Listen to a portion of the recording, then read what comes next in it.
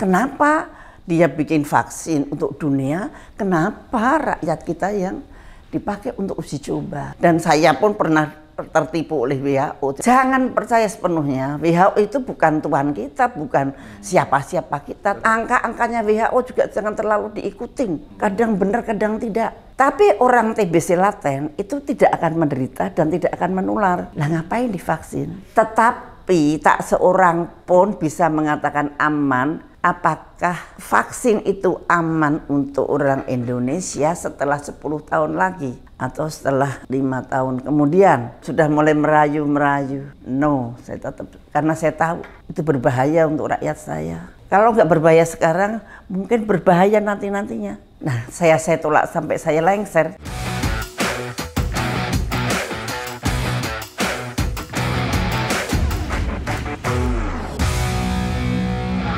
Selamat datang di channel Abraham Samad Speak Up. Netizen, seperti biasanya, hari ini saya menghadirkan narasumber yang luar biasa. Ini sahabat kita semua. Dr.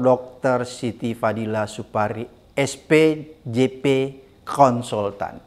Mantan Menteri Kesehatan 2004-2009. Assalamualaikum, Dok.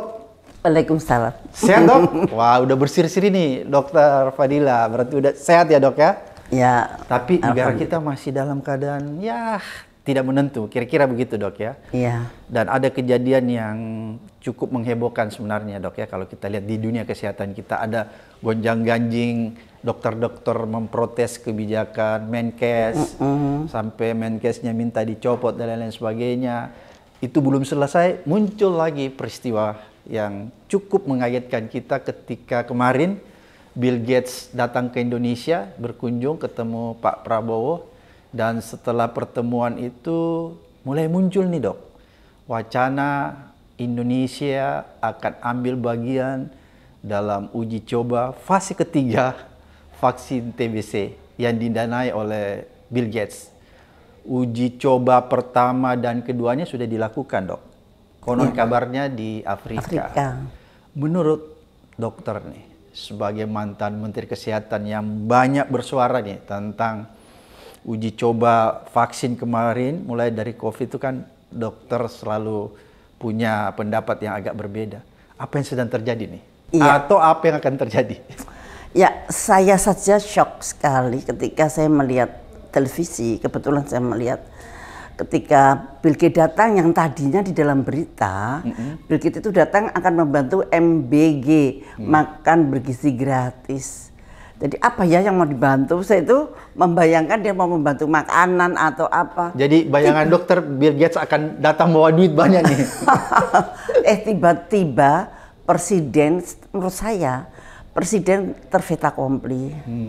Jadi presiden itu mau nerima tamunya kan biasa itu.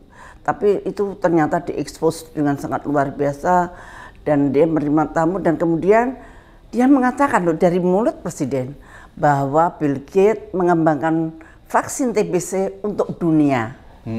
Hanya dia akan melakukan uji coba di Indonesia, sebagian uji coba di Indonesia. Itu kata-kata seorang presiden, bukan kata saya. Nah, disitulah shock sekali bahwa Bill Gates membuat vaksin untuk dunia, tapi kita dipakai uji coba, walaupun cuma sebagian kecil atau 10%. Jadi shock, dokter, dengar itu. Waktu itu saya mendengar yang terketuk adalah kedaulatan kesehatan saya. Kedaulatan saya seperti terusik begitu. Kenapa dia bikin vaksin untuk dunia? Kenapa rakyat kita yang dipakai untuk uji coba? Dijadikan kelinci percobaan. Iya, waktu itu kan saya belum meneliti apa sih uji cobanya, bla bla bla bla bla. Dan setelah itu saya telusuri, oh ternyata ini memang Bill Gates yang akan membuat vaksin tersebut. Jadi dia menggunakan, tadinya tidak persis dia ya, ada suatu big pharma yang namanya GlaxoSmithKline. GlaxoSmithKline itu akan membuat vaksin itu. Tapi itu perusahaan farmasi ya? Ya, big pharma. Tapi pada fase 1 dan 2 biayanya tersendat. Datanglah si Bill Gates untuk memberesi, ayo teruskan ke fase ketiga gitu.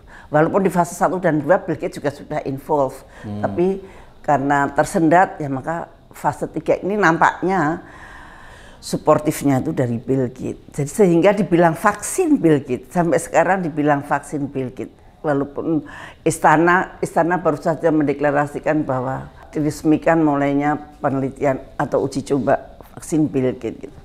Nah itu kan menurut saya menyakiti rasa kedaulatan bangsa di masyarakat. Dan saya sangat surprise reaksi netizen luar biasa untuk menolaknya dan mereka seperti sakit hati gitu.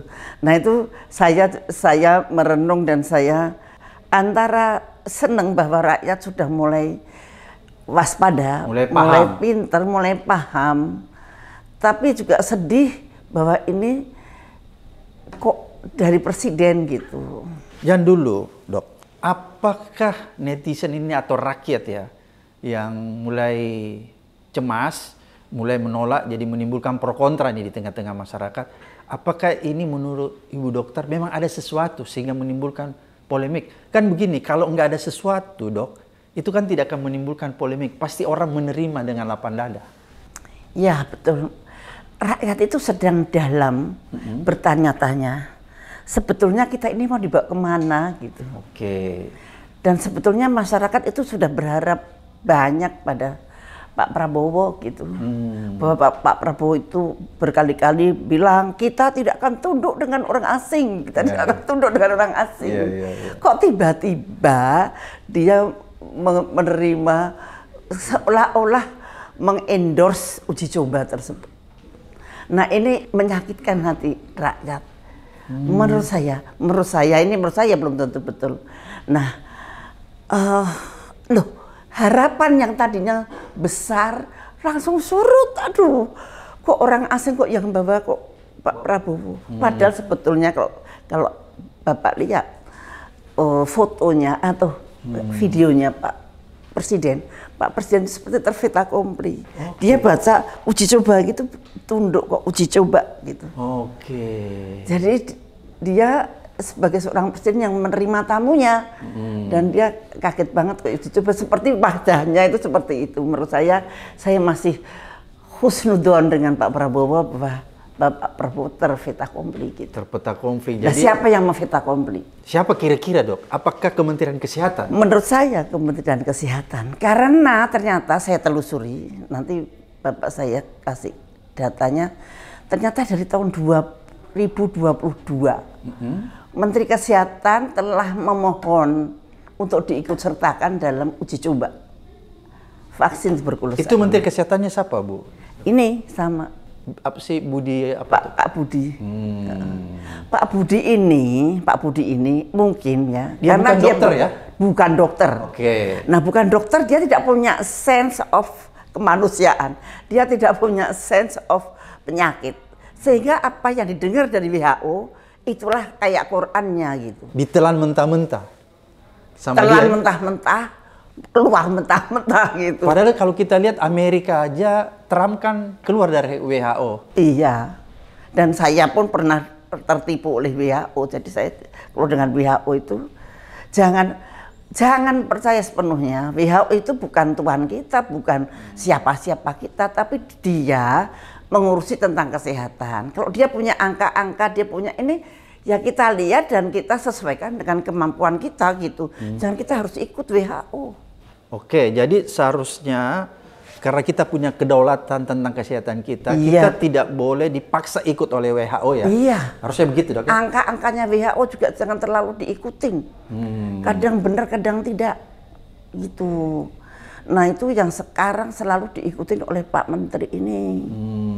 Ini kan menarik. Kepala Dinas Kesehatan Jakarta mengatakan bahwa saat ini terdapat 274 RW di Jakarta berstatus siaga TBC, gitu ya.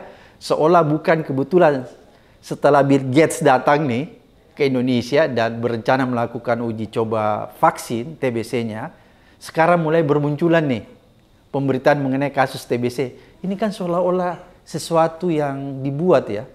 Sebetulnya agak berbeda itu. Berbeda. Sebetulnya gerakan siaga tuberkulosa di RW, di desa, di kelurahan, itu gerakan kita. Gerakan justru gerakan dalam negeri. Gerakan yang dibuat juga oleh Menkes. Nah, ini sudah punya gerakan yang sebagus ini, seharusnya kita tidak perlu vaksin gitu loh.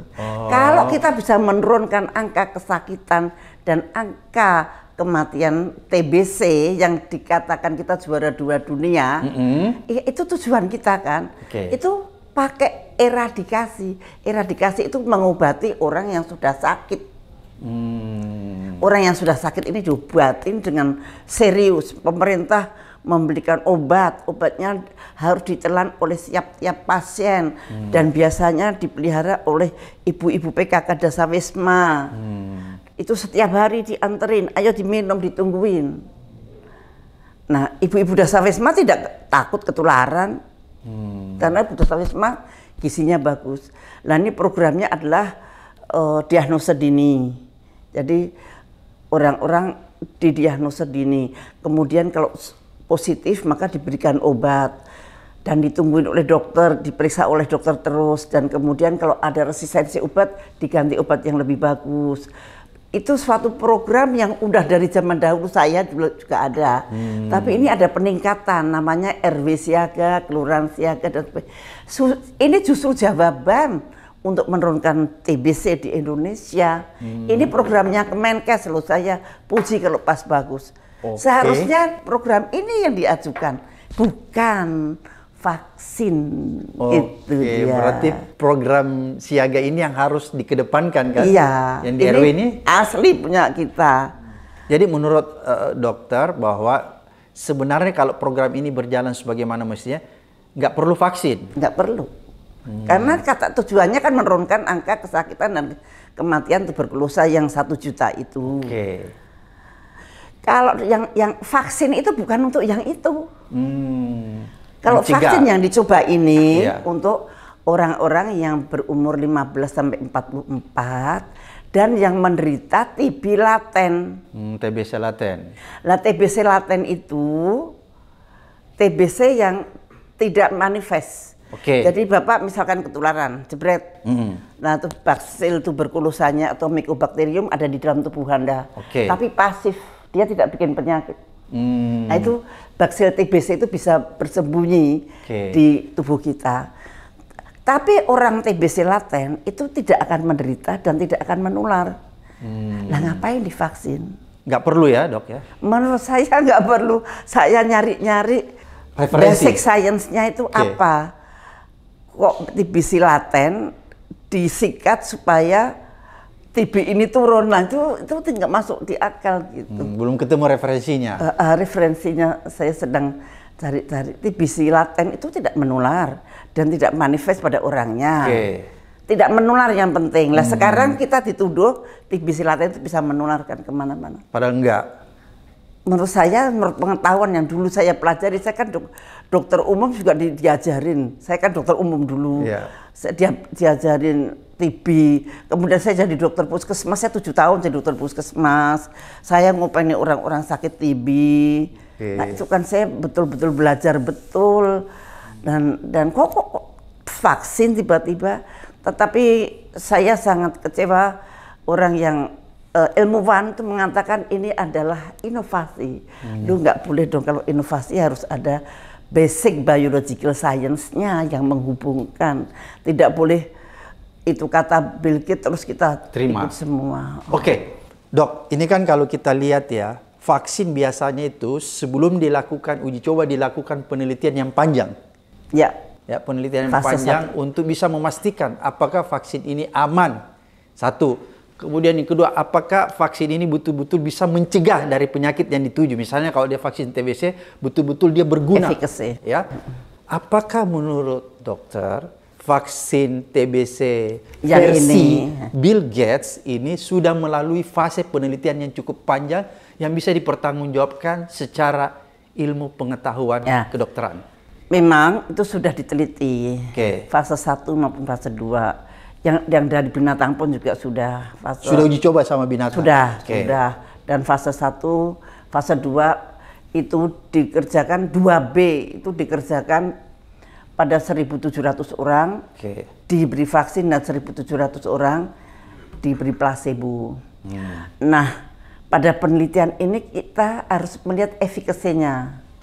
Kalau safety-nya sudah pada fase 1, safety aman. Safe, dianggap aman dalam kurun waktu yang segitu. Dianggap ya? Nah, dianggap. Kemudian fase 2B itu ternyata efikasinya itu sekitar 50%. Akurasinya cuma 50%. Ya, kalau 50% artinya divaksin maupun nggak divaksin sama saja dong. Nggak perlu. Perlu atau tidak sama aja, yuk divaksin juga sama, nggak divaksin juga sama. Karena cuma 50% akurasinya. Maka dia mengadakan fase 3 ini lebih besar lagi, 20.000 orang. Ini fase 2B. Saya rada aneh kenapa 2 kok pakai B. Biasanya fase 1, fase 2, fase 3. Apakah ini tadinya fase 3 tapi terus hasilnya jelek dibikin 2B, saya nggak tahu. Sekarang fase 3 dengan 20.000 orang.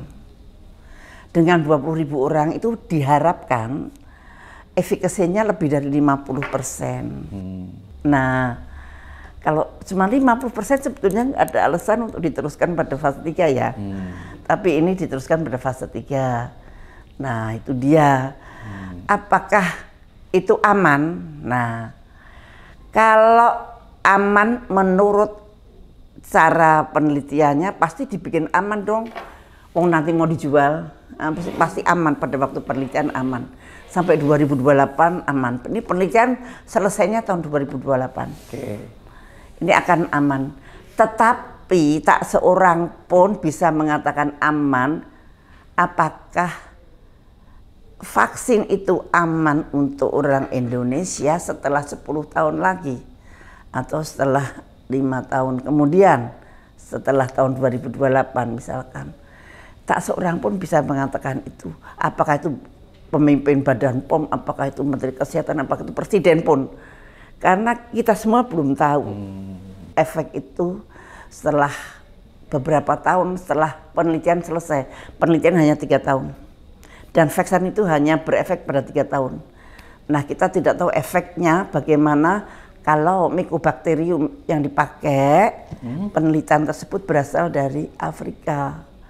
Disuntikkan di orang Indonesia. Nah, itu yang kita belum tahu efek jangka panjangnya. Kalau jangka pendeknya kita nanti tahu. Hasil penelitian ini sangat mungkin bagus, sangat mungkin aman pada tahun 2028 nanti. Nggak mungkin ini untuk pemasaran hasilnya jelek, nggak mungkin. Harus bagus. Nah ini harus pasti kalau jelek ya dibagus-baguskan gitu. Nah itu, tetapi apakah jangka panjang itu bisa dipastikan itu akan baik? Nah itu. Apakah nanti jangan-jangan muncul penyakit lain yang kita belum bisa membayangkan itu. Oke, berarti menurut dokter tidak ada seorang pun atau tidak ada satu lembaga pun yang punya otoritas yang bisa menjamin keamanan jangka setelah panjang tahun 2028. Setelah tahun 2028. Nggak ada yang bisa jamin. Seperti vaksin COVID. Ya. Sekarang kan rame banget COVID yang dulu. Ternyata ada side effect yang sangat luar biasa. Ada yang meninggal mendadak, ada yang miokarditis, ada yang segala macam. Baru ketahuan setelah sekian tahun dari penyuntikan COVID. COVID itu dulu juga penelitiannya kan cuma jangka pendek. Ini juga cuma 3 tahun. Dok, idealnya sebuah vaksin sebelum dilakukan uji coba itu dia minimal melakukan riset atau penelitian itu berapa tahun? Macam-macam ya. Yang aku dulu kaget COVID cuman cepet banget. Ya, tiba-tiba 2019 tahun 2021 sudah running well. Nah itu biasanya puluhan tahun ya kalau zaman dahulu. Puluhan tahun. Tapi dengan ditemukannya teknologi baru itu bisa mengkerut sampai 5 tahunan. Kayak vaksin yang mau diteliti ini memang sudah diteliti dari tahun 2022, sudah lama. Dan nyatanya menteri kita minta pada tahun 2022 untuk Indonesia diikut sertakan. Jadi yang minta menterinya. Oh, berarti yang minta ini sebenarnya Menteri Kesehatan ya, bahwa Indonesia diikut sertakan di dalam fase uji coba ketiga. Jadi permintaan ya dari Indonesia. Apakah permintaan ini tidak ada hubungannya misalnya bargainingnya? Misalnya gini, Indonesia memberikan tempat sebagai fase untuk dilakukan uji coba, tapi di lain pihak Indonesia mendapat bantuan. Kira-kira nggak ada kecurigaan ke sana? Itu menurut saya Misalnya rakyat nih, itu kan kasarnya gini dok, Bill Gates bilang, ini gua kasih kamu duit ya, sumbang sebesar saya ini. butuh sekian ribu orang gitu Iya, kan. tapi Bill saya Gates. butuh Nih aku sumbang kamu sekian, aku butuh 2.000 orang. Oke. Sekarang saya tanya, rakyat itu komoditasnya siapa? Apakah komoditasnya presiden? Apakah komoditasnya Menteri Kesehatan? Apakah komoditasnya peneliti? Kan bukan. Rakyat itu punya kedaulatan sendiri-sendiri. Rakyat itu bukan kepunyaannya orang gitu loh. Ya, bukan binatang ya? Bukan komoditasnya Menteri Kesehatan. Bukan binatang yang seenaknya di uji coba sini gitu. Deh, ya. meneliti deh di tempat saya. Oke. Aku punya 200 juta kan nggak bisa begitu. 200 juta kan bukan milik, bahkan bukan milik presiden. Jadi ini ada kecurigaan begitu dok ya, bahwa ini dipertukarkan dengan misalnya ya kita siapkan orang untuk diuji coba, tapi kita disumbang luar biasa dalam bentuk. Bukan kadang-kadang bukan uang, mungkin diberikan kedudukan. Posisi gitu ya? Diberikan posisi. Atau fasilitas kira-kira? Fasilitas, tapi uang juga pasti. Deh. Oh, okay. Jadi ini ada kemungkinan hal itu terjadi ya dok ya? Ya itu pengalaman saya ya. Kan saya dulu menolak itu dan selalu mereka Ibu coba dipikirkan, nah itu ada. Jadi ada pengalamannya nih, dokter sebagai Menkes biasa didekatin dengan cara-cara begitu supaya menerima misalnya sebuah produk gitu ya, untuk dilakukan uji coba. Pernah nggak dokter mengalami? Pernah satu vaksin juga. Vaksin. Dan kemudian saya tolak. Pada waktu saya tolak. Dan dulu pada saat itu kedudukan ibu dokter Menkes. Menkes. Oke. Saya Menkes. Datang. Tiba-tiba saya mendapat berita bahwa akan ada vaksinasi di suatu wilayah daerah, 900.000 anak balita dan anak sekolah. Langsung saya tolak. Nggak ada penyakit itu di sini. Langsung saya tolak. Dan kemudian datanglah yang mengelola vaksin itu datang. Dan datang, ibu saya itu sudah mulai merayu. No, saya tetap, karena saya tahu itu berbahaya untuk rakyat saya. Kalau nggak berbahaya sekarang, mungkin berbahaya nantinya. Nah, saya tolak sampai saya lengser dari menteri, dan kemudian ternyata ditandatangani oleh menteri berikut saya. Ditandatangani, dan kemudian penelitian itu berlangsung. Penelitian itu berlangsung, dan sekarang yang tadinya Indonesia nggak ada penyakit itu, nggak pernah diomongin nama penyakit itu, sekarang ada. Dan paling banyak di pulau yang mereka teliti. Nah, di suatu wilayah tadi yang mereka pilih untuk diteliti. Itu satu pengalaman yang sangat memprihatinkan. Bahwa kadang-kadang menyebarkan penyakit itu bisa melalui vaksin. Jadi kan vaksin ini virus ya, dok ya? Virus yang dilemahkan ya? Begitu kira-kira itu teorinya. Biasanya begitu, tapi kalau ini enggak, ini baksil tuberkulosa. Proteinnya yang diambil, yang dimasukkan pada sebagai proteinnya siapa nih yang diambil? Proteinnya Mycobacterium. Baksil tuberkulosa. Namanya baksil, bukan virus. Jadi itu diambil ya? Diambil, terus kemudian dipakai bahan vaksin. Nah ini kan sudah berlangsung fase 1, fase 2. Kita cuma fase 3. Ya pasti kan pakai produknya yang sama, nggak mungkin produk yang berbeda. Artinya kita memakai produk yang berasal dari Afrika. Oke, berarti kita memakai bahan baku dari Afrika. Kira-kira kasarnya gitu ya, kalau kita pakai bahasa Indonesia yang gampang. Nah, apakah ini aman apa tidak? Nggak tahu. Oke, kalau aman atau tidak mungkin masih tanda tanya dok ya. Tapi pertanyaan saya, apakah ini halal atau tidak? Apalagi itu pasti di Afrika sana tidak dihalal atau haram. Nah, coba sekarang MUI coba disuruh menilai halal apa tidak. Jadi ada dua permasalahan besar. Pertama, vaksin ini belum bisa kita jamin 100%, 100% tingkat keamanannya, satu. Jangka panjang. Dalam jangka panjang Kalau ya? jangka Pendek. penelitian mungkin aman. Oke, tapi dalam jangka panjang belum tentu. belum bisa dia menjamin, satu. Kemudian yang kedua, belum ada yang bisa menjamin akurasi dan manfaat dari vaksin ini 100%. Ya, ya. Kan tadi dokter bilang cuma 50%. Baru 50%. Berarti kan percuma dilakukan kalau cuma 50%. Ya nanti kalau ini nanti biasanya dinaikkan. Dan yang ketiga, persoalan yang ketiga tadi dok, bahwa tidak ada jaminan tentang halal tidaknya. Wah itu saya, pertanyaan itu juga saya kaget. Bu, ibu halal apa haram itu? Lah ya saya nggak tahu. Oleh sebab itu, sebenarnya kalau tidak ada yang bisa menjamin tentang kehalalannya, maka seharusnya ditolak dong dok ya. Harusnya Menteri Kesehatan Ya karena menolak. kita mayoritas Iya. Muslim ya. Iya. Harusnya kan ditolak dok ya, sama Menkes. Nah tapi kan nyatanya orang Indonesia sendiri yang minta. Nah mengapa kok bisa meminta? Iya. Padahal beliau bukan dokter ya. Itu kira-kira ada apa tuh dok? Nggak tahu saya. Dokter ini kayaknya merahasiakan sesuatu. Kayak ada sesuatu dok ya? Kalau menurut analisa dokter. Apa ya? Apa karena menteri kita ini kebetulan adalah pejabat Gavi. Gavi itu adalah Global Alliance of Vaccine. Itu yang mengatur distribusi vaksin di seluruh dunia dan yang menentukan harga vaksin di dunia. Itu Gavi. Gavi ini berteman dengan WHO. Tapi di luar WHO menurut saya sih independen. Jadi beliau ini jadi pejabat. Oke. Konflik of Sampai interest tahun dong. 2006. Konflik of interest dong kalau begitu. Nah, makanya apakah itu karena jabatan beliau yang ada di Gavi ataukah karena wangsit dari mana kok tiba-tiba Wangsit dari Bill Gates kira-kira ya. Wangsit dari mana ataukah apakah itu sudah dibicarakan dulu gitu ya, saya nggak ngerti. Karena rekrutmen mulainya tahun 2024. Oke. Rekrutmen uji coba. Tapi beliau ini mintanya dari tahun 2022. Ada kok itunya, fotonya itunya. Saya baru dapat tadi.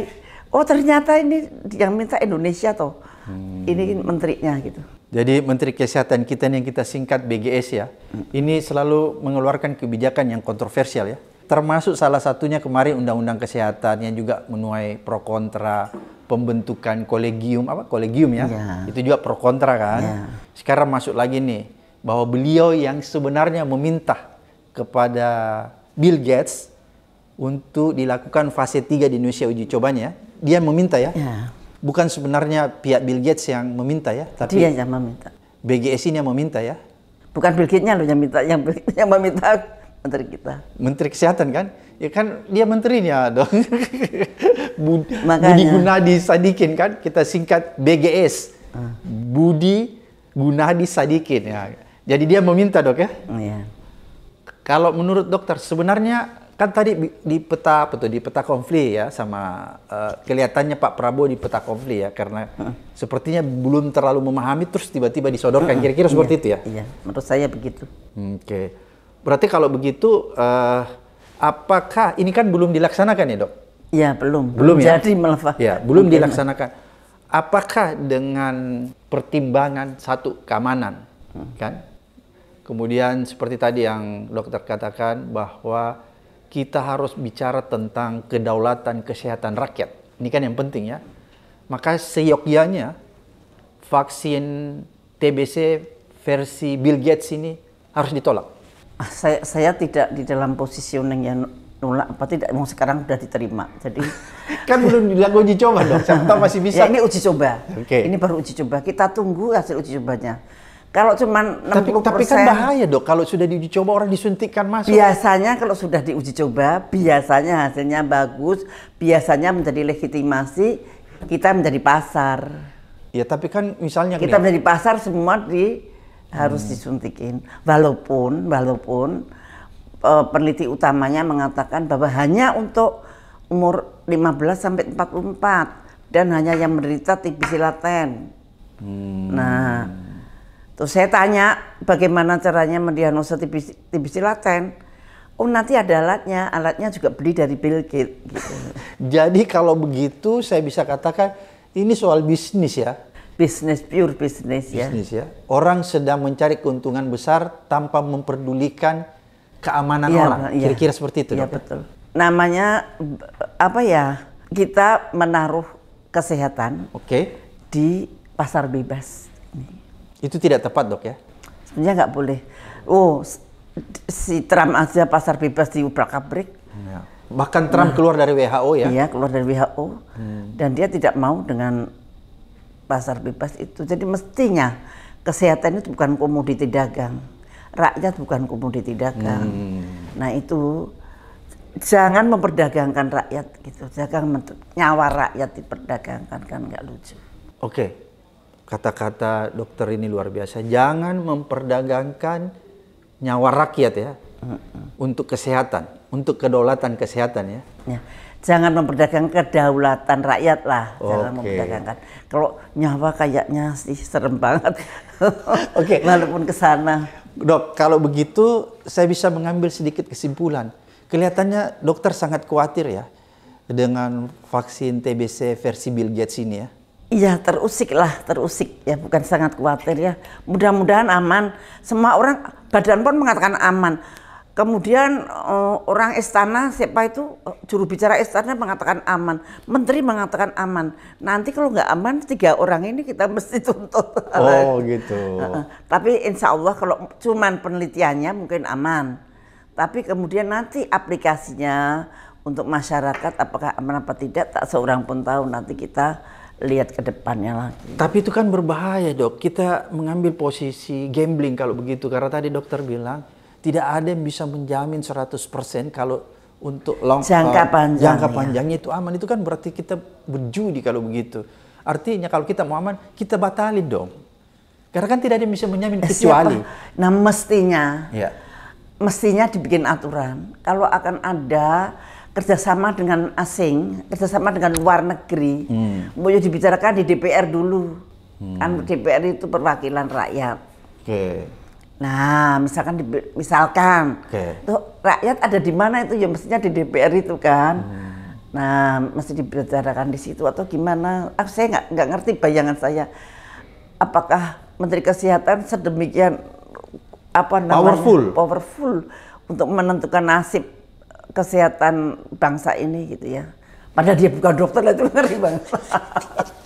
Dok, saya ini diskusi sama dokter, kayaknya saya jadi ketakutan nih mendengar ya, karena tidak ada jaminan dalam jangka waktu panjang itu aman. Itu ya kan seperti COVID. Nyatanya jangka panjangnya banyak korbannya. Sebenarnya kalau sudah ada kekhawatiran begini harusnya kita stop aja supaya aman. Kan di stop lebih aman dok. Loh, karena tidak tahu itu bukan berarti tidak aman. Iya. Mungkin aman, mungkin tidak aman jangka panjang. Nah, itu kan berarti gambling dok. Ya, 50-50 mau 2B saja 50%. Ya kita tahunya nanti kalau tidak aman itu setelah jangka panjang. Itu nasib aja. Nasib jadi rakyat kecil. Ini bahaya nih. Jadi konkretnya nih dok. Kalau menurut dokter nih, pengalamannya dokter sebagai Menteri Kesehatan dan sebagai dokter ya, yang melihat vaksin TBC versi Bill Gates ini sebaiknya dilanjutkan atau demi kedaulatan kesehatan kita dan demi keamanan dalam jangka waktu panjang dihentikan. Gimana kalau menurut dokter? Saya kan sudah bukan siapa-siapa. Iya, tapi kan perlu dok. Menurut saya ada beberapa hal yang harus Satu, kita jangan menjadi pasar yang mutlak. Jadi kita jangan dijadikan pasar ya? Pasar yang mutlak. 2, berikan kesempatan pada masyarakat supaya tidak ada mandatori vaksin. Mandatori vaksin itu ada di pasal 446 Undang-Undang Kesehatan nomor 17 tahun 2023. Nah itu kalau nanti pemerintah memberikan vaksin tuh ada yang nolak. Padahal orangnya sehat walafiat dan dia tidak kepingin divaksin atau apa. Nah itu bisa didenda 500 juta satu orang dan bisa dipidana. Itu pada pasal 446. Nah ini saya mohon ini dicabut. supaya masyarakat mempunyai hak untuk mau divaksin atau menolak divaksin. 3 dok. 3, pelaksanaan penelitian harusnya ada pengawas yang independen dan berintegritas tinggi, yang nggak ada hubungannya sama peneliti. Supaya tidak ada konflik of interest ya? Supaya tidak ada konflik of interest. Oke. Takutnya nanti kita hasilnya jelek dibilang bagus. Nah, sekarang pun saya juga nggak tahu siapa yang menjadi grup vaksin, mana yang grup placebo, kita juga nggak ada yang tahu. Nah, kemudian harus ada transparansi yang jelas, siapa yang meneliti, namanya siapa, dari universitas mana, mendapat duit berapa dan dari siapa. Nah, itu harus tercantum. Harus bisa dilihat oleh orang banyak. Nah, kemudian uji cobanya, manusia yang diuji coba mendapat apa mereka. Kalau di Amerika mahal sekali itu yang mau diuji coba. Dibayar ya? Dibayar. Karena resiko ya? Nah, di sini dibayar apa enggak? Saya nggak tahu. Dipaksa di sini? Enggak, biasanya Bapak mau enggak, nanti Bapak dapat suntikan gratis. Itu kadang-kadang ada yang dapat bansos, digituin enggak, mungkin? juga, saya nggak tahu dikasih apa. Kasih bansos mestinya dong. ini terbuka.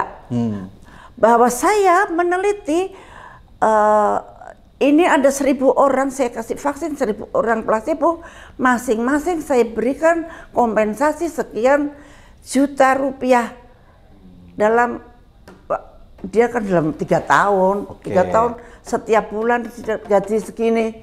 Nanti kalau sampai sakit saya bayar segini, kalau mati saya kompensasinya segitu. Nah, itu mesti harus kita tahu. Lah, ini semua kan gelap gulita.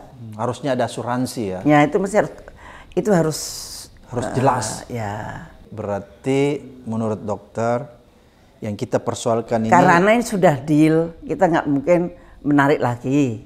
Kan masih bisa dok. Tapi yang catatan dokter tidak boleh mandatori ya. Mandatori itu catatan penting ya. Bahwa jangan memaksa.